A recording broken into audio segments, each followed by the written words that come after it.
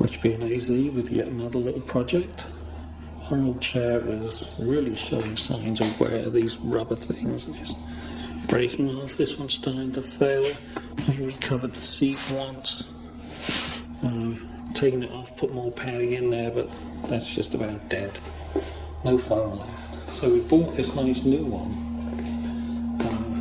Unfortunately it's a big and tall, so for me with short legs it's a bit of a problem. Yeah, so when I was sitting in it, yeah, my feet aren't touching the floor, so I'm going to see if I can come up with something that goes in between these legs here, so I'll put my feet on them. Okay, so this is the plan. I want to create this curved piece that looks something like this, with a couple of tabs on to sit on the leg runs when the legs come out. And I want to block up here, a 2-inch hole. I just happen to have a 2-inch drill, a hole saw. So hopefully I can attach that to that central spike on the leg. I did some measurements of the seat, so I need a 3-inch drop, so side profile. But mostly I'm just going to wing it and see if I can actually come up with some kind of a design on the fly almost. Going to be doing some hand sawing. Oh, there's the hole saw. I think I bought it years ago to do lock sets to drill in the door. It's 2-inch diameter, and that should fit that center post on the chair nicely. So this is the piece of wood I've chosen to be the footrest.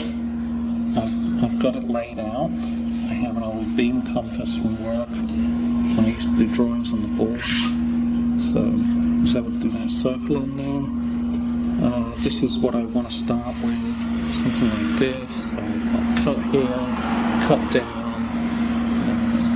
Don't know how I'm going to do this cut. I'd like to preserve this bit. Maybe I'll just cut all the way across or something.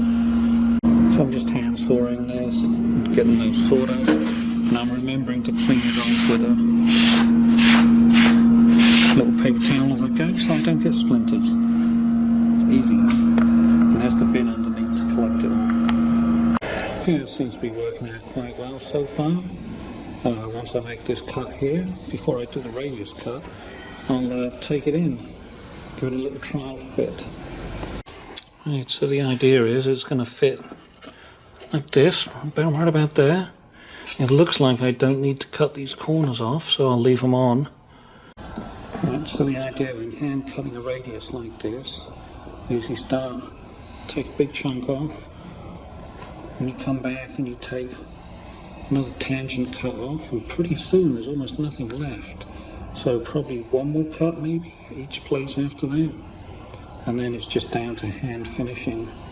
And I'll use one of these handy dandy little Stanley Surfform things just to do the finishing bits, and that should get it there. Right, you can tell by the size of the chunks I've cut off. This was the first bit, this was the second bit, and look, there's almost nothing left to cut off. So I've done the 2 little nibbles and finish it off with the little Surfform there, and you can see I've got it pretty well on the line, and it's good enough.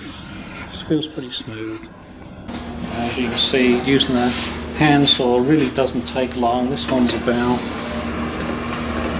maybe halfway through.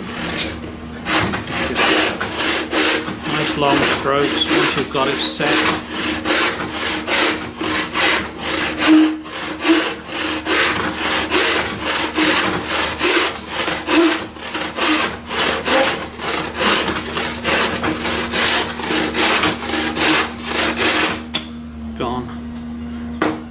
Shave those edges off so I don't get splinters.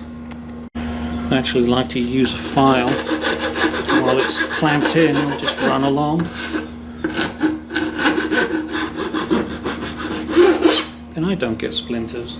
I need a couple of spacers to drop the 3 inches. So I've got this 2x3 which I already had from another project. So I'm cutting off 2 lengths of that to use it as spacers, one on top of the other. I do have some long screws that I can put through everything, hold it all together. Yeah, we got road workers right out here. There's a ditch witch parked right outside.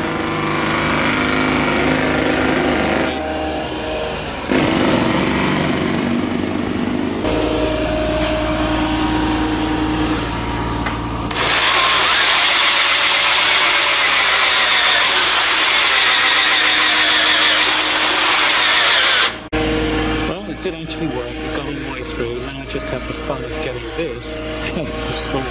So this is what I was actually planning. I've had to move inside because the guy across the street is a gardener out. A leaf blower. Can't hear a damn thing. So it's going to sit like that. This is going to go over that standing tube. I've got these 3-inch long deck screws.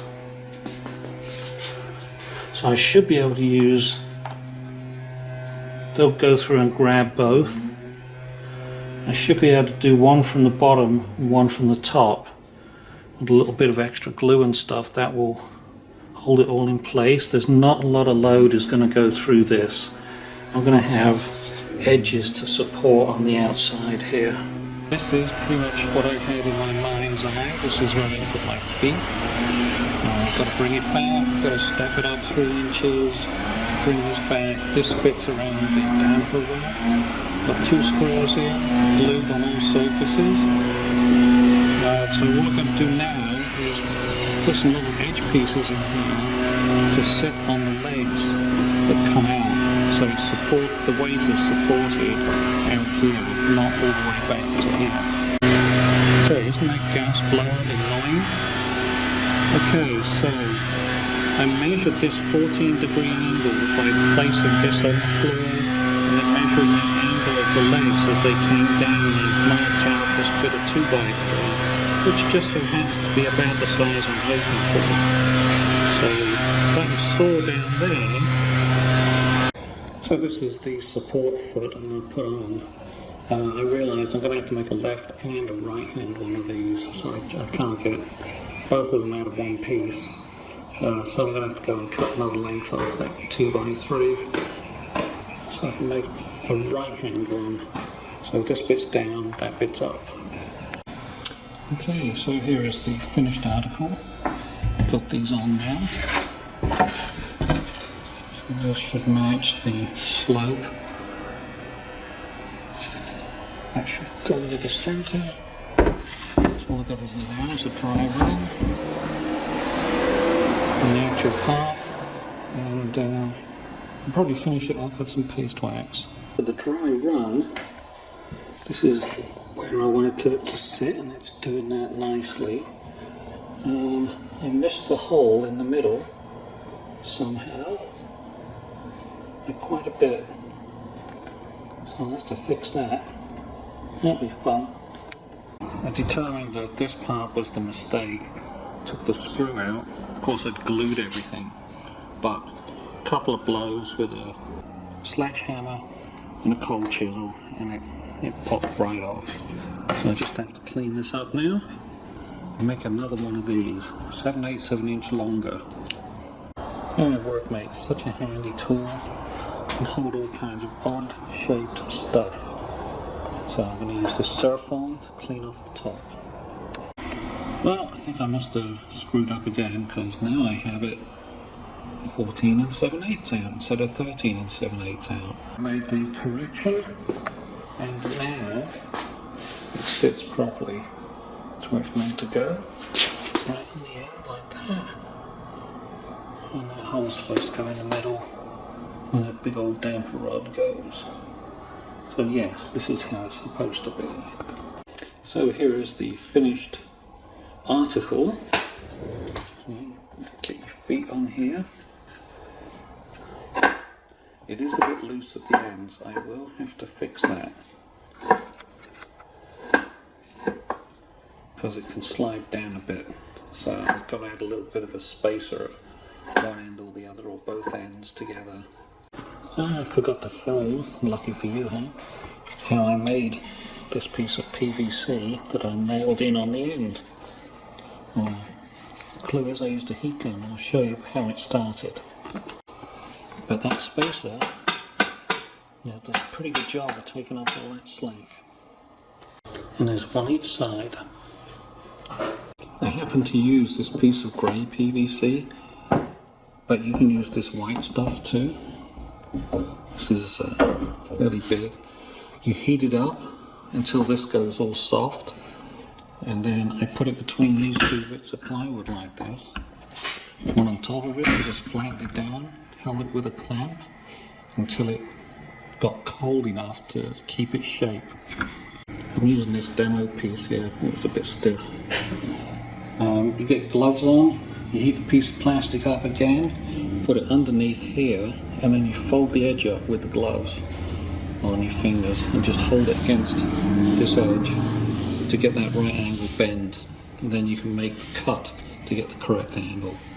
And that's how I made that piece. And it does work, I am using it.